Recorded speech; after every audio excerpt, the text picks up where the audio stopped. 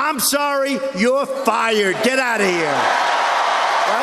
Right? These scams and scandals won't stop. Mark Carney seems to be in some hot water with Donald Trump. Let's take a peek. This is in the headlines, guys. Let's take a look. Turn back to those trade headlines now. President Trump saying the U.S. is, quote, immediately terminating all discussions on trade with Canada. In a surprise announcement, the president citing what he called the egregious digital services tax.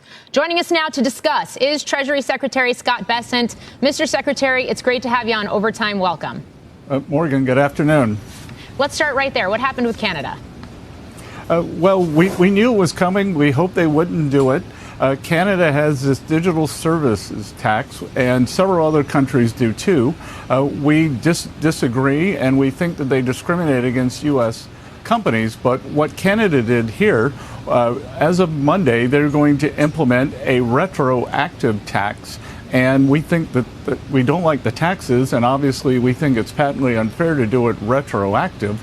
This was something from the Trudeau years, so we were hoping as a sign of goodwill that the new Carney administration would at least put a break on that during the trade talks. They seem not to have. President Trump has responded, and my inclination is that Ambassador Greer over at USTR will be starting a 301 investigation into the digital services taxes to determine the amount of harm to the U.S. companies and the U.S. economy in general. Why is a Section 301 investigation the way to go, and what could that outcome potentially yield? Would that be broad-based, looking at Canada and the possibility of tariffs, or very targeted on certain industries?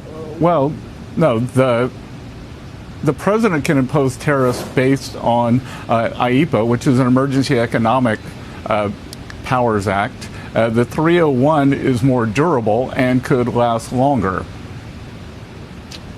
So in terms of 301 being more durable and lasting longer, would this be more broad-based, looking across trade of goods and services with Canada more broadly, or would it be more targeted to certain industries? No, it would be targeted across tariffs on Canadian products. And, again, we'll have to see. We know the amount. I think it's about $2 billion of retroactive digital taxes, which seem patently unfair. We had been talking to the administration in Ottawa about this, and they decided to go ahead with it. The European Union is doing something very similar in terms of a digital services tax. How is that factoring into negotiations there? Oh, well, no, that's not right. The European Union does not have a digital service tax. Several countries within the European Union have digital service taxes. None of them have done those retroactively, and we're in active discussions with them to take those down. Because again, who has the great internet companies of the world? It's the United States of America. So it singles out our great American companies. All right, gang, we're going to wrap it up right there. Aaron Canadian Looney, do you think Mark Carney is in hot water with Donald Trump? Is it coming to a boil? I believe things here in Canada, in the cities anyways, will be coming to a boil by the end of the summer. Legislation is going to change, guys. More people are coming here. People that have been here already are poorer than, day by day. It gets worse. We'll wait and see what comes September. Should be pretty crazy. Aaron Canadian Looney, thank you for watching. Catch you next time. Trying to catch 30,000 subscribers.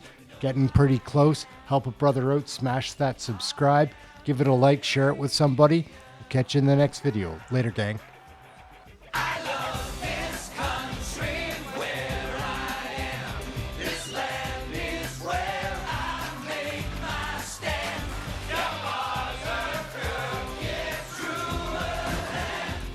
The one we call